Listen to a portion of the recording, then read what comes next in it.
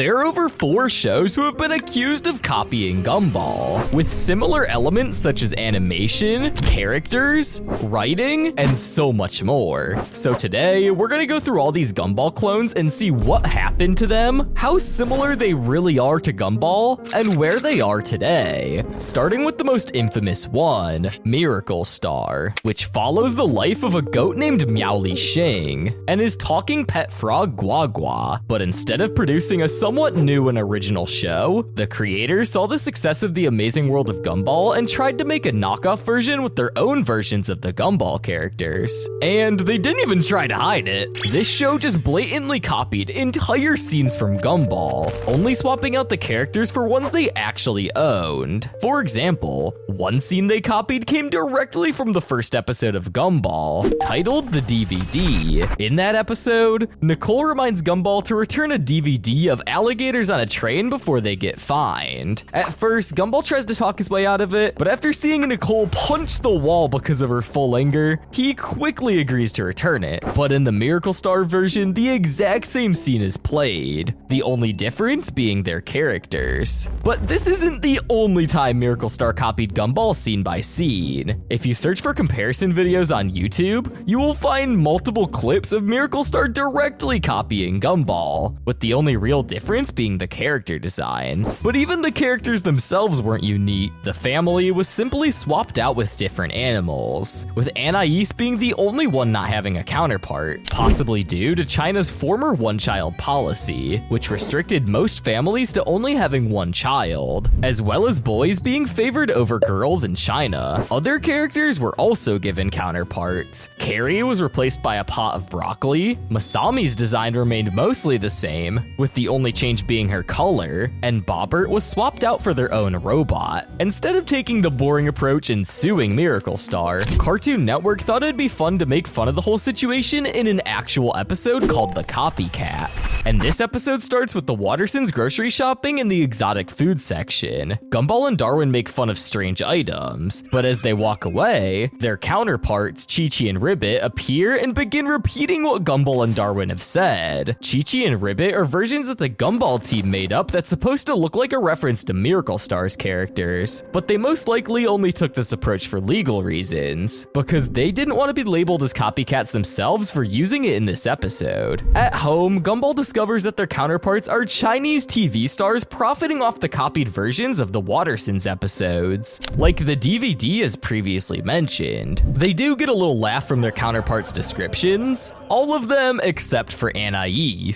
who feels left out because she doesn't have a doppelganger, because obviously they don't like daughters in China. But little did the Wattersons know this would actually end up saving them later in the episode. Fast forward a little bit and they find out that they're copying everything they do. So trying to stop them, they decide to fight against their copycats. But it's pretty much an even match because they're all just using their own moves against each other. Then Anais points out that the copycats aren't really trying to be evil, they're just lacking originality. So the family breaks into a song encouraging them to find their own style and be themselves. But that doesn't work, and the copycats immediately post their own version of what happened. As a last-ditch effort, the Wattersons put their own lives at risk, doing the most dangerous stunts hoping they kill off their copycats. However, that doesn't work, so they take it to the next level and get on a burning truck that's going towards an unfinished bridge. At first, it seems like they're completely screwed, but Anais uses her big brain and thinks of disconnecting the tank from the truck, helping them, well, not die. But without an Anais of their own, the copycats fall to their demise, being the end of the copycats. After the episode aired, Miracle Star received tons of backlash, having a 1 out of 10 rating on IMDb, leading to its cancellation in 2017. But Miracle Star wasn't the only show that tried to copy Gumball. Back in 2009, there was a show called Pinky Malinky, which follows the main character who's also called Pinky Malinky, who's just trying to fit into a human world. That's pretty much it. He has 2 best friends, JJ and Babs, who are always by his side. At first glance, it's pretty easy to notice that the animation style is quite similar to The Amazing World of Gumball. And there's actually a reason for that. The show's creator, Christopher Millard, worked as a storyboard artist on Gumball in Season 1 and a writer for Season 2. And you can tell this by looking at the very first episode of Pinky Malinky called Snacks, which starts in the Foodman Market Mart, where Pinky explains how important the snack Poppins is to the town of Snackenham, and how much it impacted his life. But soon, his friends discover that Poppins are being discontinued, which causes chaos throughout the city. When Pinky hears the news, he inflates like a balloon and bursts into the air. Immediately, it's clear that Pinky doesn't have the same physical limitations as his human friends. His body is extremely stretchy and aggressive, used for tons of visual gags. He can stretch incredibly far, shrink in size, and basically do things that no human could, which is very similar to the exaggerated movements of many Gumball characters. That said, these wacky stretch gags aren't special to Gumball. Plenty of animated shows like SpongeBob, Animatics, Tom and Jerry, and so much more use a similar format, where the main character can do a bunch of movements and stuff that can't be replicated in reality TV shows. Also, in a 2009 pilot of Pinky Malinky, Pinky has always been a character who can transform and do a lot of things with his body. All before Gumball was even a thing, because Gumball was created in 2011, which means that Pinky Malinky was never intended as a copy of Gumball. But because of the timing, Pinky was seen as a ripoff. But the similarities don't stop there. One of Gumball's standout traits is its used mixed animation styles. From 3D to puppets to live action characters, you name it, and they've done it, which is what makes Gumball so unique. Pinky Malinky, while sticking to mostly basic character designs, isn't afraid to experiment with different animation styles. For example, in the beginning of the episode Change, there's a little gag moment where Pinky Malinky and JJ turn into real-life versions of themselves, with Pinky becoming an actual hot dog and JJ turning into a girl version of himself. However, you could say that Christopher Millard didn't try to copy Gumball, but he instead took inspiration and learned from his experience and time working at the show. I would end it here, however, one of the characters from Pinky Malinky seems to be an exact copy of another character in the Amazing World of Gumball, that character being Babs. This is definitely a stretch, but think about it. She's basically Darwin if he were human and girl. They both wear green and orange. They're nice, supportive, and serve as a friend for the main character. It's possible that Babs was designed as a reference to Christopher Millard's previous work, for something fans could point out and laugh at, but she's not. She's a major support character who appears in multiple episodes. And when a character is similar not only in design but also in personality traits,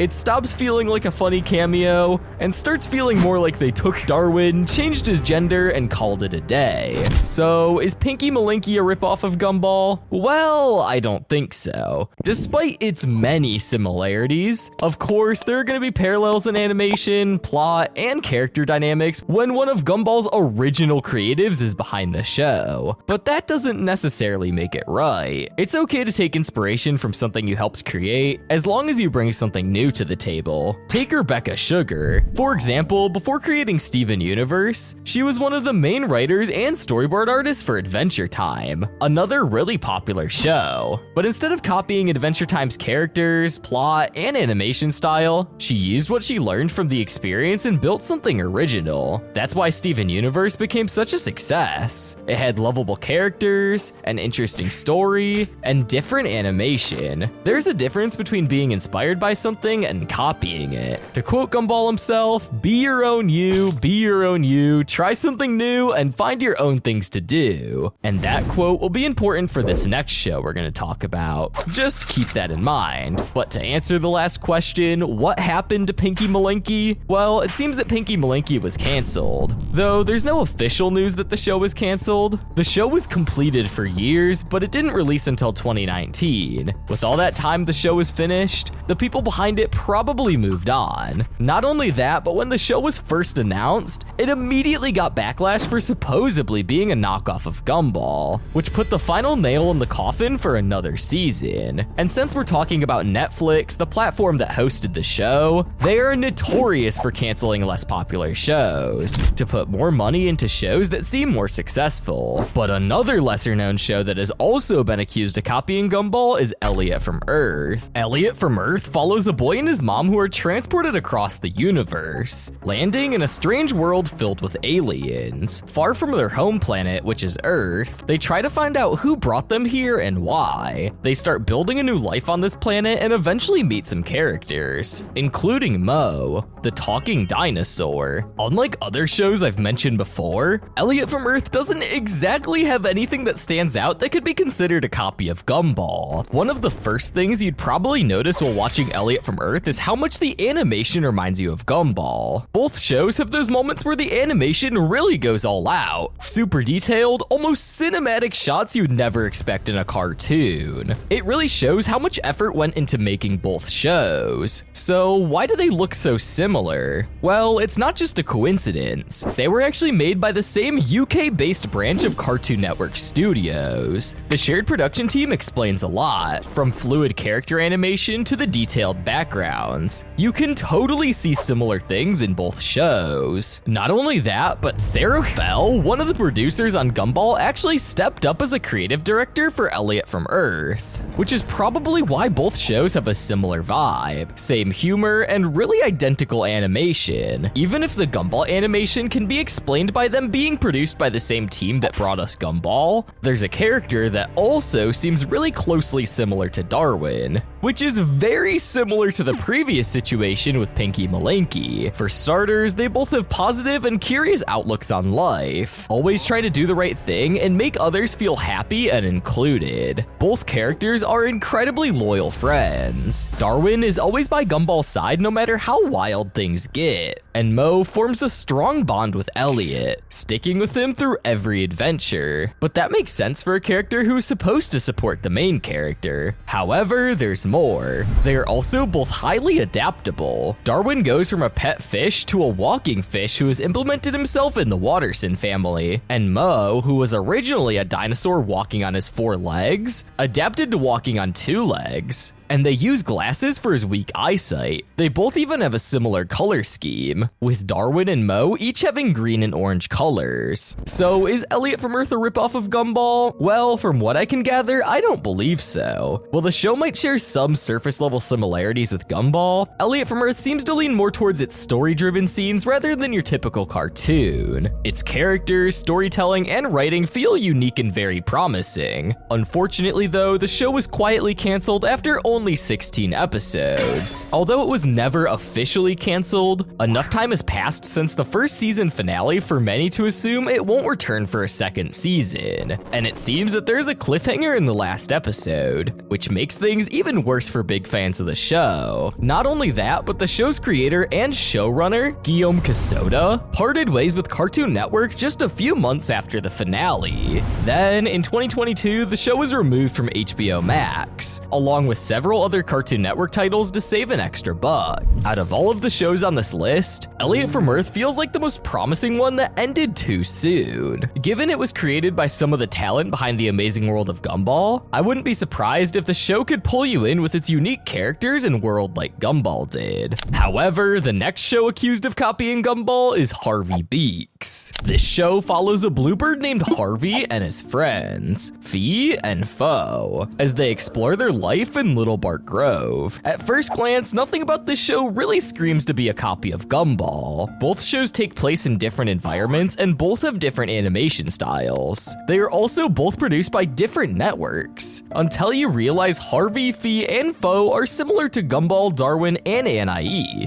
At first glance, it might seem like they are totally different groups, but when you dive deeper into them, you can see some similarities between each group. Each trio is made up of young, adventurous characters with unique personalities that balance each other out. Harvey is the kind, thoughtful one, kind of like Darwin. Fee is the chaotic one who reminds you of Gumball. And Foe, while not as smart as Anais, kind of reflects her dumber side, as seen in the episode The Goons. Not only that, but they also share similar color schemes. Gumball is blue like Harvey, Fee is pink like Anais, and Fo is orange like Darwin. Speaking of Fo and Darwin and Fo both grew up without their families and have a similar backstory. We know that Darwin was sold to Richard in the episode The Origins, where he was thought of as just a pet fish. But after being separated, the love between Darwin and Gumball kept their spirits and hopes up that he would return. And return he did. Despite all the challenges he had to face, he was given opportunities that make him the fish we all know today. Although we still don't know who Darwin's parents are or how he ended up in the shopkeeper's van. And even though Darwin would like to know who his parents are or where he grew up,